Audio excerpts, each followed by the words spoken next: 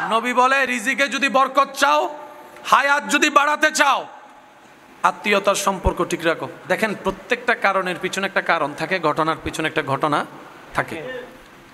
আগের যুগের মানুষ বাঁচত বেশি, এখনের যুগের মানুষ হায়াত পায়, আওয়াজ দিয়ে বলেন। তার অন্যতম কারণ হচ্ছে আমরা আত্মীয়তার সম্পর্ক রাখতে জানি না। আমাদের খাওয়ার কোনো ঠিক, আমাদের ঘুমের ঠিক, আমাদের নিয়মের ঠিক, আমাদের চলার ঠিক, আমরা যে কি কি খাই নিজেও জানি না। একটু জোরে বলেন না।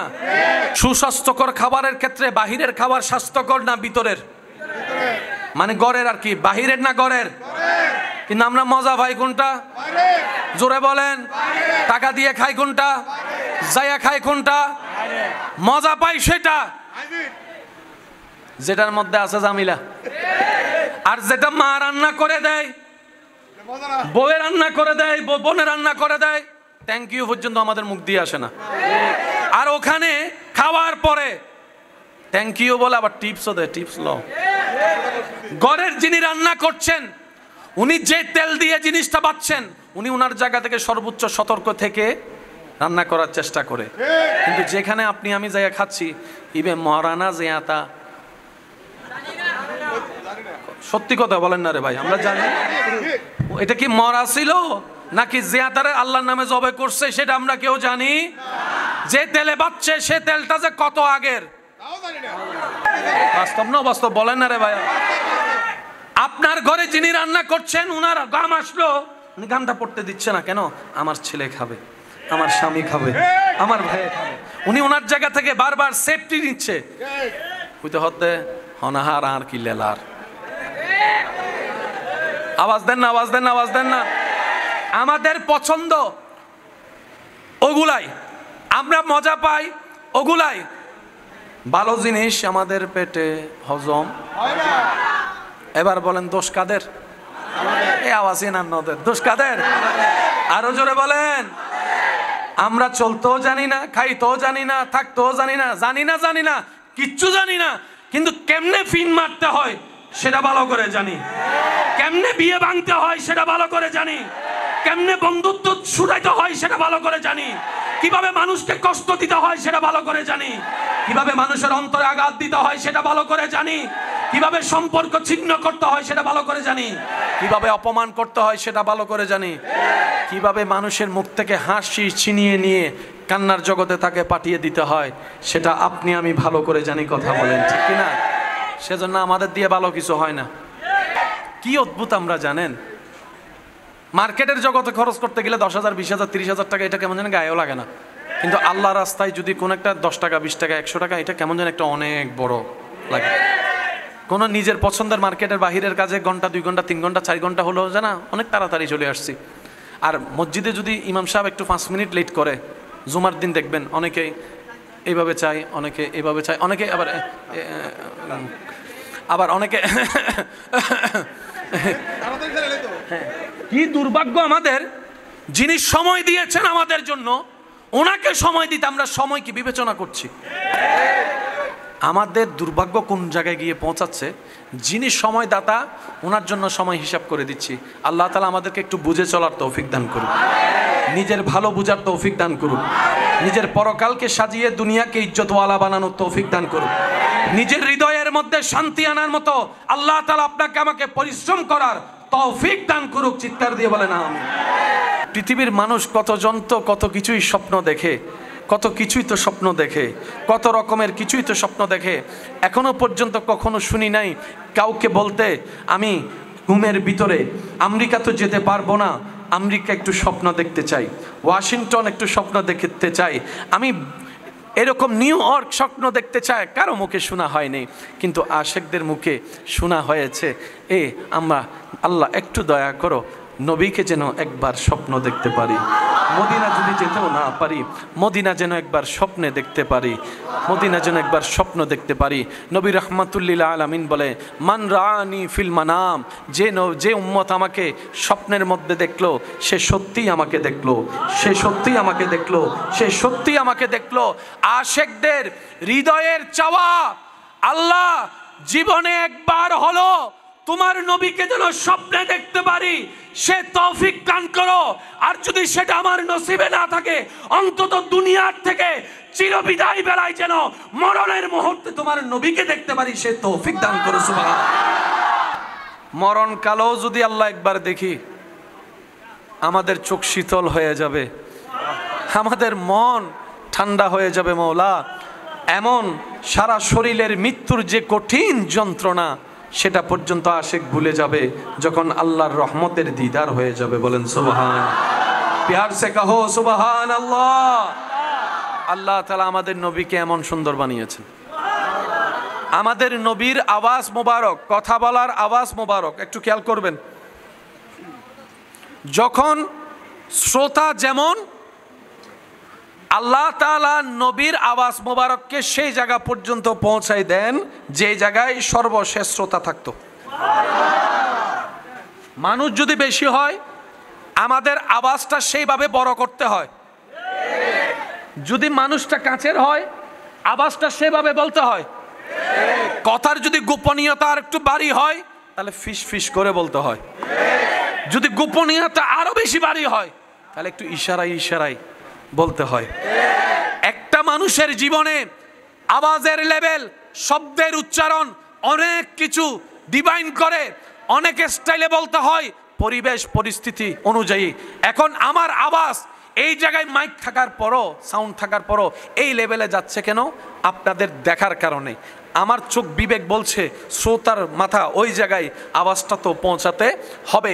আল্লাহ তাআলা নবীজির আওয়াজ মোবারকে এমন শান দান করেছেন, আমাদের নবী যখনই যেভাবে কথা বলতেন, সামনের জন যেভাবে স্পষ্ট শুনতো, আল্লাহর রহমতে একদম পিছন সারিতে বসা সেই সাহাবাও একই আওয়াজ একই স্পষ্টভাবে শুনতো। সুবহান।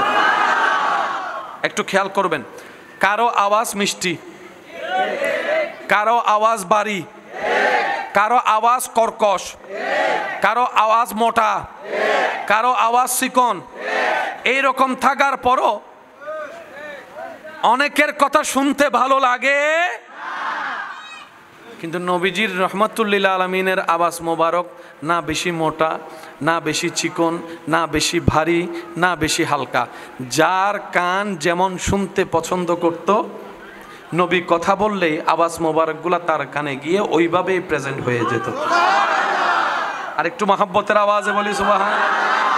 নবীজির শারীরিক গঠন মোবারক না অতি লম্বা, না অতি খাটো, না অতি স্বাস্থ্যবান, না অতি চিকন, না না, নবীজির দেহ মোবারককে আল্লাহ তাআলা এমন গঠন দান করেছেন, যার চোখ যেমন দেখতে গঠন পছন্দ করত, নবী সামনে আসলে তার নবীকে দেখতে সেরকম মনে হতো। সুবহান। আল্লাহু আকবার।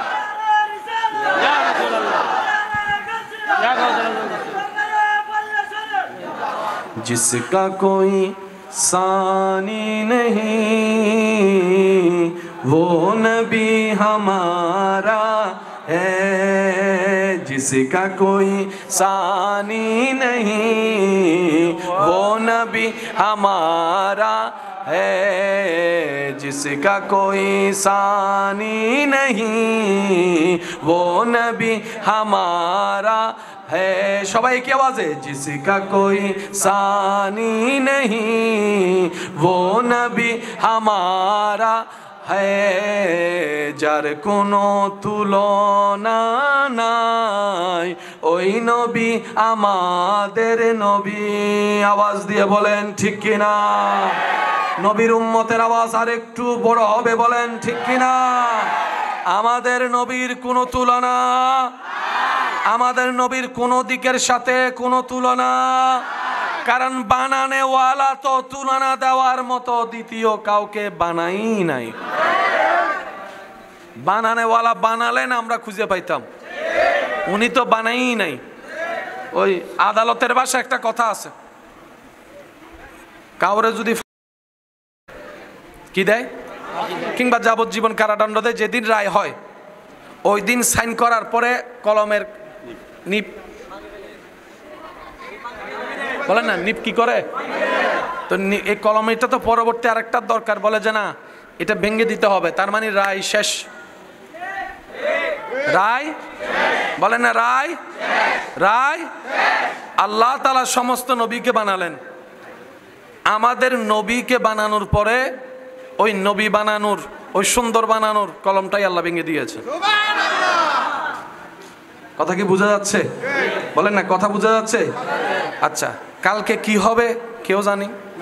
একটু আওয়াজ দেন না। জানি কালকে বৃষ্টি হতেও পারে, কালকে আমরা বাঁচতেও পারি, কিছু বিষয় আমাদের ধারণা নাই, কিন্তু বুকের হাত রেখে মুসলিম উম্মাহ বলতে পারবে কিয়ামতের 1 সেকেন্ড আগ পর্যন্ত এই মাটির উপরে আসমানের নিচে আর কোন নবী আসবে না, আর কোন রাসূল আসবে না, আর কোন কিতাব আসবে না, আর কোন নতুন হুকুম আসবে না। আমাদের নবীর মতো চেহারাওয়ালা দ্বিতীয় কেউ আসবে না। আমাদের নবীর আওয়াজ মোবারকের মতো এরকম মিষ্টি আওয়াজ আর আসবে না। আমাদের নবীর চরিত্রের মতো তো সুন্দর চরিত্রওয়ালা আর কেউ আসবে না। কিছু বিষয় আমরা বলতে জানি না, পারি না, কিন্তু কিছু বিষয় আমরা বুকের মধ্যে হাত রেখে বলতে পারি যে আমাদের নবীর মতো কেউ আসবে। আল্লাহ তাআলা আমাদেরকে কি দয়া করেছেন দেখেন, সেই নবীর উম্মতের খাতায় আপনার আমার নাম আল্লাহ তাআলা লিখে দিয়েছেন। কিভাবে বুঝাই ভাই আপনাদেরকে? আমার কথা কি শোনা যাচ্ছে ইনশাআল্লাহ? হাসরের ময়দানে যখন যাব, সেদিন আপনি বুকের মধ্যে হাত দিয়ে থাপ্পড় দিয়ে দিয়ে বলতে পারবেন আমি নবী রাহমাতুল্লিল আলামিনের উম্মত। আপনি কল্পনাও করতে পারবেন না, আপনার আমার যোগ্যতা না থাকা সত্ত্বেও রব্বুল আলামিন নবী রাহমাতুল্লিল আলামিনের খাতিরে আপনাকে আমাকে কোথায় পৌঁছায় দিয়েছেন।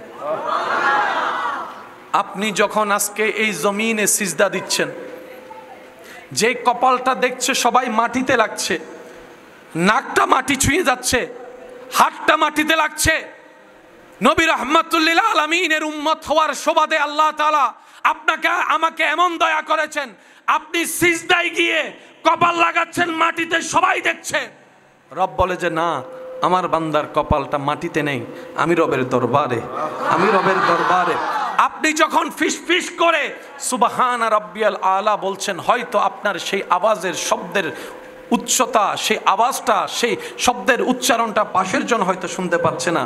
রব বলে যে দেখ জিব্রাইল, তুই জিব্রাইল সিদরাতুল মুনতাহা পর্যন্ত তোর সীমানা শেষ, কিন্তু আমার বান্দার আওয়াজ দেখ সুবহানা রাব্বিয়াল আলা, আরশ পর্যন্ত শোনা যাচ্ছে, আরশ পর্যন্ত শোনা যাচ্ছে। আপনি এখানে সিজদায় ফিস ফিস করে সুবহানা রাব্বিয়াল আলা বলছেন, আর ওইখান থেকে রব্বুল আলামিন আপন শান অনুযায়ী আপনার আওয়াজ, আপনার জিকির, আপনার তসবিহ শুনতে পাচ্ছে। সুবহানাল্লাহ। আল্লাহ কি আমাদেরকে দাম কমাই দিয়েছেন না বাড়িয়ে দিয়েছেন? এবার বলেন, দাম বাড়িয়ে দিয়েছেন যেহেতু আল্লাহ, এই দামটা ধরে রাখার দায়িত্ব কাদের? আমি শুনিনি, আরেকটু জোরে। এই দাম, এই মর্যাদা, এই সম্মান ধরে রাখার দায়িত্ব কাদের? আমাদের চট্টগ্রামের ভাষায় একটা কথা আছে, ওয়া সম্মান দিলে সম্মান ধরে রাখবে কেন চেষ্টা করছু, ওনারা এটা হয় না যে কেন হইলে আওয়াজ দিয়ে হন না, হয় না যে যদি কেউ তোমার সম্মান দেয় একবার আসমান উড়ি ন যাইও, ইতে যদি তোমার নমাতিয়ে চুপ করিয়ে তোমার গাইলুনি যাই গুই ইতে রান নজলাইও, সম্মান দে সম্মানিয়ান রাহ, কারণ যে সম্মানও দিতে পারে এতে বেয়াদবিও করিতে পারে। এটার লাই বরক কলন উচিত সম্মান বজায় রাখিয়ে চলন। কথা বলেন ঠিক কিনা? সম্মানী ব্যক্তিকে সর্বদা সম্মান বজায় রেখে চলার চেষ্টা করা উচিত। কারোর সাথে এমন তর্ক ঝগড়া করা উচিত নয় যে ছোটরা বেয়াদবি করার সুযোগ পাবে, সাহস পাবে।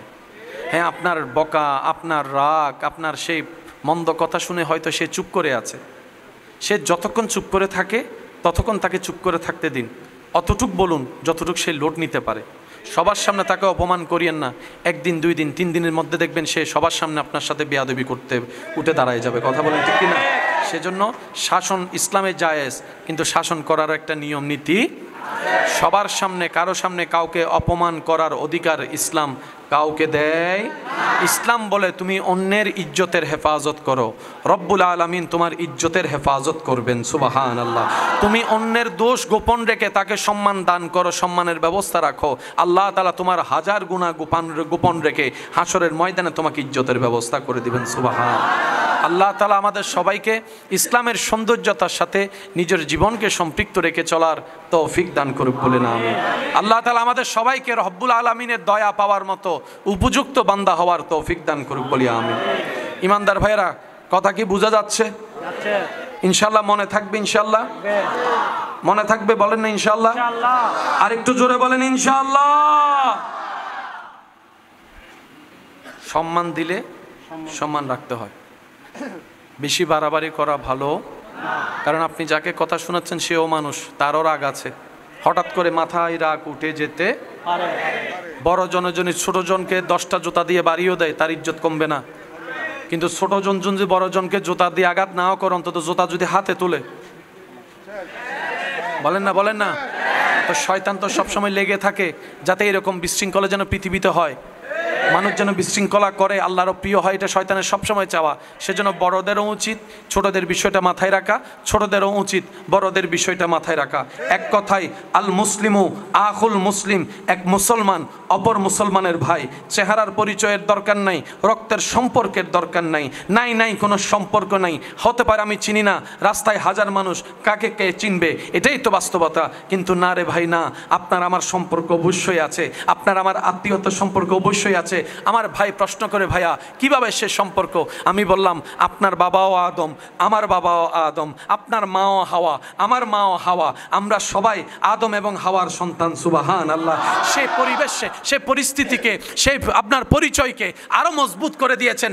আপনিও রবের বান্দা, আমিও রবের বান্দা, আপনিও নবী রাহমাতুল লিল আলামিনের উম্মত, আমিও নবী রাহমাতুল লিল আলামিনের উম্মত। এর চাইতে বড় পরিচয়ের আর কোনো দরকার বলেন না আছে? জোরে বলেন আছে? এই যে রমজান মাস যখন আসে, এমনি কেউ কাউরে খাওয়ায়, পরিচিতরা অনেক সময় খাওয়াইতে দেখা যায়, কিন্তু রমজান মাস আসলে দেখবেন আমার ভাইয়েরা যখন ইফতারি নিয়ে বসে থাকে আল্লাহর হুকুমের অপেক্ষায়, পথচারী রাস্তা দিয়ে যাচ্ছে, ডেকে বসাই দে, ভাই আসেন, সম্পর্ক কিছুই নেই, ডেকে বসাই দিচ্ছে, আপন থালায় বাক করে খাচ্ছে, 3 জনের ইফতারি 5 জনে মিলে খাচ্ছে। এই সম্পর্ক কিসের? এটা হচ্ছে ঈমানের সম্পর্ক। সুবহানাল্লাহ। সময়ক্ষণ একদিন এমন আসবে, সেই ফেরেশতাকে রব্বুল আলামিন জিজ্ঞেস করবে, মালাকুল মউত। ফেরেশতা বলবে, ইয়া রাব্বাল আলামিন, কেউ কি বাকি আছে? ফেরেশতা বলবে, আল্লাহ, পৃথিবীর প্রাণী জগতের জান কবজ করা শেষ হয়েছে, আসমানের যারা ফেরেশতারা আছে ওনারা বাকি আছে। রব্বুল আলামিন বলবেন, কাজ শেষ করো। উনি ফেরেশতাদের জান কবজ করবেন। রব্বুল আলামিন জিজ্ঞেস করবে, আর কি কেউ বাকি আছে? মালাকুল মউত বলবে, আল্লাহ, জিব্রাইল বাকি আছে, ইসরাফিল বাকি আছে, মিকাইল বাকি আছে, আমি বাকি আছি, আরশ বহনকারী ফেরেশতারা বাকি আছে। রব বলবে যে ওদের কেন বাকি থাকবে? কুল্লুমান আলাইহা ফান, তাদেরটাও কবজ করো। সবারটা কবজ করার পরে রব্বুল আলামিন বলবে, মালাকুল মউত, আর কি কেউ বাকি আছে? ফেরেশতা বলবে, আল্লাহ, তুমি আর আমি ছাড়া আর কেউ নাই। রব্বুল আলামিন বলবে, আনা হাইয়ুল কাইয়ুম, এই সাবজেক্টে তো আমি নেই, তো বাকি আছো সৃষ্টিতে তুমি, আমি তো স্রষ্টা। আল্লাহ, এখন কি করব? ফেরেশতার প্রশ্ন। রব্বুল আলামিন বলবেন, এখন কি করবা মানে? এতদিন যা করে এসেছো তুমি তা করো। তুমি কি শুনোনি আমি রবের বাণী? কুল্লু নাফসিন যায়িকাতুল মউত, প্রাণী যেই হবে মৃত্যুর স্বাদ গ্রহণ করতে হবে। তুমি কি শুনোনি? সুতরাং সেই কাজ পালন করো। এতদিন অন্যদের প্রাণ হরণ করেছো, অন্যদের তুমি করেছো, আজকে আমি রব হুকুম দিলাম তোমারটা তুমি করো। তোমারটা তুমি করো, সুবহানাল্লাহ। তোমার প্রাণ তুমি হরণ করো। তখন আল্লাহ পাকের নির্দেশে মালাকুল মউত নিজের প্রাণ নিজে বের করার জন্য প্রস্তুতি গ্রহণ করবে। তখন মালাকুল মউত বলবে, প্রাণ বের করা যদি এত কষ্টের আমি অনুভবটা আগেই করতে পারতাম, তাহলে সৃষ্টিকে কষ্টটা একটু কম দিতাম, যন্ত্রণাটা একটু কম দেওয়ার চেষ্টা আমি করতাম। আমি আজকে মালাকুল মউত আমার প্রাণ বের করতে আমার নিজেরই সেই অনুভবটা হচ্ছে, এর মতো কষ্ট আর কিচ্ছু হতে পারে না, এর মতো যন্ত্রণা আর কিচ্ছু হতে পারে না, আর কিচ্ছু হতে পারে না, আর কিচ্ছু হতে পারে না। ও আমার ইমানদার ভাইয়েরা, ও আমার ইমানদার বোনেরা, দুনিয়ার জীবন তর্ধেক শেষ হয়েছে। কতদিন বা আপনি আমি এই সূর্যের আলোটা দেখতে পাবো? হয়তো কোনো একদিন মসজিদের মিনারে মাইকের আওয়াজের মধ্যে আপনার আমার নামটা বলার পরে বলবে, ইন্না লিল্লাহি ওয়া ইন্না ইলাইহি রাজিউন। আজকে যেমন আপনি আমি অন্যের কথাগুলা শুনছি, অমুক মারা গিয়েছে এতটা বাজে, একদিন আপনার আমার নামের ব্যাপারে সেই শব্দটা বলা হবে, জগতের মানুষ শুনবে। একদিন আপনাকে আমাকে সেই সাদা কাপড়টা পরানো হবে, যে কাপড়টা দেখলে অনেকের এখনো পর্যন্ত অন্তর কেঁপে উঠে, ভয় লাগে, ভয় লাগে। ওই জায়নাজার খাটিয়ার মধ্যে আপনাকে আমাকে তোলা হবে, যে খাটটা হয়তো এই চোখে আপনি আমি মসজিদের পাশে শতবার দেখেছি, ঢুকতে দেখেছি, বের হতে দেখেছি। বলা তো যায় না কখন কার ডাক চলে আসে। আর কতদিন থাকবো এইভাবে? থেকে কি লাভ হয়েছে বলেন না? নিজের মতো তো থেকেছি, চলেছি, নিজের মতো ভেবেছি অনেক কিছুই। এই ভাবনার মধ্যে আপন ভাই ভাইয়ের সাথে সম্পর্ক নষ্ট করে ফেলেছি, ভাই বোনের মধ্যে এখন কোনো যোগাযোগ নাই, স্বামী স্ত্রীর মধ্যে কোনো বন্ধন নাই, আত্মীয়তার কোনো বন্ধন নাই। পেলাম কি? হারালাম তো অনেক কিছু। পাওয়ার লিস্টিতে আপনার আমার কিছু নাই। অন্তরে কি শান্তি আছে আমাদের? দেখাচ্ছি সবাই শান্তিতে থাকার মতো, কিন্তু কয়জনের শান্তি আছে? কয়জনের শান্তি আছে? ভালো করে খুঁজলে দেখা যাবে অন্তরে কোনো শান্তি নাই, চিন্তার মধ্যে কোনো শান্তি নাই, আরামের ঘুম হারিয়ে গেছে। অনেক দিন হয়েছে, এখন বর্তমানে ওষুধ খেয়েও ঘুম ভালো করে হচ্ছে না। নবী রাহমাতুল্লিল আলামিন বলে, হে আমার উম্মতেরা, মৃত্যুর কথা স্মরণ করো, মৃত্যুর কথা প্রত্যেক দিন স্মরণ করো, মৃত্যুর কথা প্রত্যেক দিন স্মরণ করো। হাদিসকে গবেষণা করে দেখা যায়, মৃত্যু এমন একটা সত্য, এমন একটা বাস্তবতা, যেটা মানুষ হৃদয় দিয়ে স্মরণ করার মতো করতে জানলে হাজার হিংসা, রাগ, অভিযোগ থেকে সে নিজেকে হেফাজত করতে পারে। সুবহান। অনেক ভাই বোনকে এখন দেখা যাচ্ছে, এক সময় যে একজন একজনের চেহারা দেখে নাই, বয়স হওয়ার পর, বুড়া হওয়ার পর এখন একজন আরেকজনের খবর নিচ্ছে। আলহামদুলিল্লাহ বলি না সবাই? এতদিন পরে ওনাদের বুঝ এসেছে, কালকে না হয়তো পরশু এমনি মরে যাবো। বোনের চেহারা দেখার সুযোগ, ভাইয়ের চেহারা দেখার সুযোগ, আমার ভাইটাকে, ছোট ভাইটাকে বোন থেকে একটু বড় ভাই হিসেবে বুকে জড়াই দেওয়ার সুযোগ, বড়কে সম্মান করার সুযোগ, যার যার কবর আলাদা হয়ে যাবে। এই বুঝটা বুঝে অনেকে এখন মিলে যাচ্ছে, অনেকের সম্পর্ক সুন্দর হয়ে যাচ্ছে, অনেকের পাওয়াটা এখন বেড়ে যাচ্ছে। এবার আওয়াজ দিয়ে বলেন, নিয়ামত বাড়িয়ে দিচ্ছেন কে? আরো জোরে বলেন, কে? আজরাইল নিজের জান নিজে কবজা করে ফেলবে। এখন আর কেউ, একটা আওয়াজ দিতে হবে, শেষ ভালো যার সব ভালো তার। এখন আর কেউ, ডানে বামে উপরে নিচে আল্লাহ ছাড়া আর কেউ। এবার রব্বুল আলামিন ডাক দিবে, পৃথিবীর বাদশারা কোথায়? সুবহানাল্লাহ বলি। কুল্লু মান আলাইহা ফান। সব শেষ, সব শেষ, সব শেষ। কই পৃথিবীর বাদশারা? যাদের অহংকারে পা মাটিতে পড়ে নাই, যাদের অহংকারে পা মাটিতে পড়ে নাই, কই তোমরা? যারা পোশাকের বাহাদুরি নিয়ে গরিবদেরকে পাশে বসতে দাও নাই, কোথায় তোমরা? যাদের আওয়াজটা ছিল অহংকারের সর্বোচ্চ লেভেলে, কোথায় তোমরা? যাদের টাকার গরমে আপন আত্মীয় গরিবদেরকে চিনো নাই, কোথায় তোমরা? এই পৃথিবীর দাম্ভিক কোয়ালা কোথায়? অহংকারীরা কোথায়? প্রভাবশালীরা কোথায়? দেখো দেখো দেখো, আজকে আমি আল্লাহ ছাড়া কিচ্ছু নাই, কেউ নাই, কেউ নাই, কেউ নাই। রব্বুল আলামিন বলবেন, আনাল মালিক, আজকে আমি মালিক। আমি শুনি না, আরো জোরে বলেন। আজকে কোনো মালিক নাই, আজকে আসল মালিক আনাল মালিক, আনাল মালিক, আনাল মালিক রব্বুল আলামিন। কুদরতি শান অনুযায়ী আওয়াজ দিতে থাকবেন, সৃষ্টিতে কিচ্ছু। নবীজি আসবেন, এবার আস্তে আস্তে উঠা শুরু। আমরা উঠা, শরীরে কোনো কাপড় থাকবে না, শরীরে কোনো কাপড়। ভয়ানক পরিস্থিতি এমন হবে যেটা কল্পনা করারও বাইরে, যেটা কল্পনার লেভেল, যেটা সেই লেভেলটার অনেক উপরে থাকবে এই ভয়ানক পরিস্থিতি।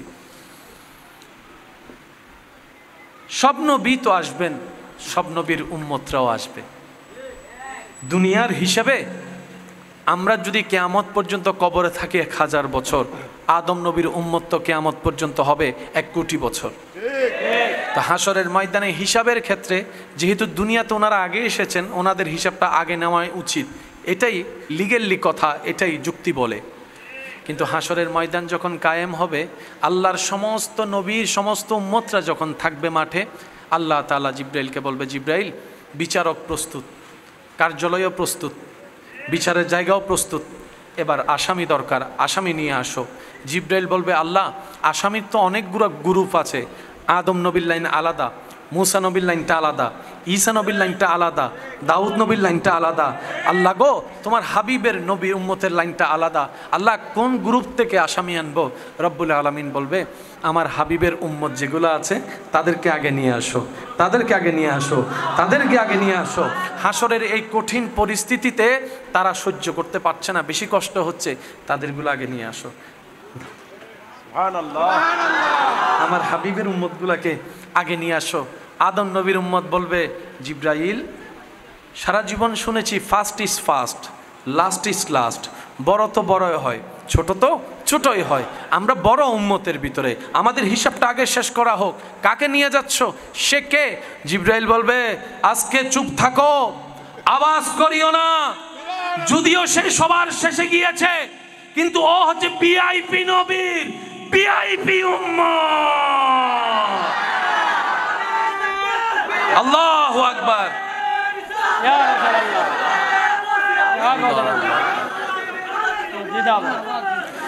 দুই পয়সার দাম আপনার আমার নাই, সেটা আপনিও স্বীকার করবেন, আমিও স্বীকার করি, মানি।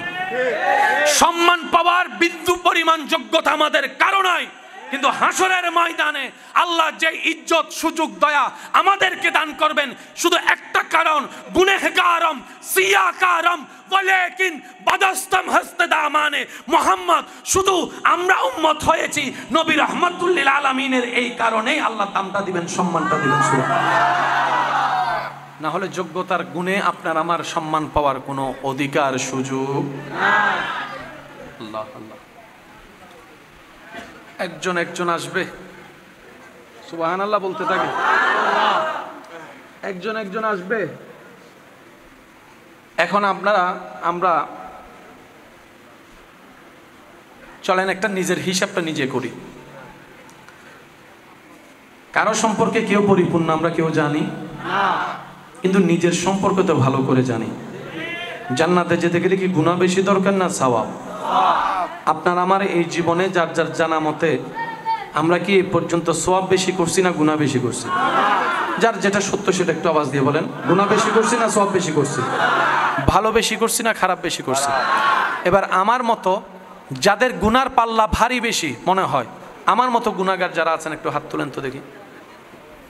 নেকির পাল্লা ভারী এমন কি কেউ আছে এখানে? আছে কেউ? সবার কি পাল্লা ভারী? এবার হাতটা নামান। তো গুনার পাল্লা ভারী হলে জায়গা কোথায় বলেন না? জায়গা কোথায়? আওয়াজ হচ্ছে না আরো জোরে। কিন্তু আপনার আমার চাওয়া কোথায়? যেটা চাওয়া সেটা বলেন কোথায়? কাজ করি জাহান্নামের, চাই আমরা জান্নাত। এত বড় সাহসটাও পাইছি, রবের দয়াও পাইছি শুধু নবীর উম্মত হওয়ার কারণে। নাহলে এই সাহস করারও কোনো সাহস আপনার আমার কর্ম আমাদের জাহান্নামী, দিলের চাওয়া আমাদের জান্নাতে ঘর পাওয়া। আমাদের কর্ম রক্ত পুঁছ মাখা, সে রক্তের পানি জাহান্নামের পানি খাবার, কিন্তু স্বপ্ন দেখি হাউজে কাউসারের পানির। দোয়াতে বলি হাউজে কাউসারের পানির কথা। সুবহানাল্লাহ। আপনার আমার শরীরের পোশাক হবে জাহান্নামের আগুনের লোহার সেই টকবকে কঠিন পোশাক।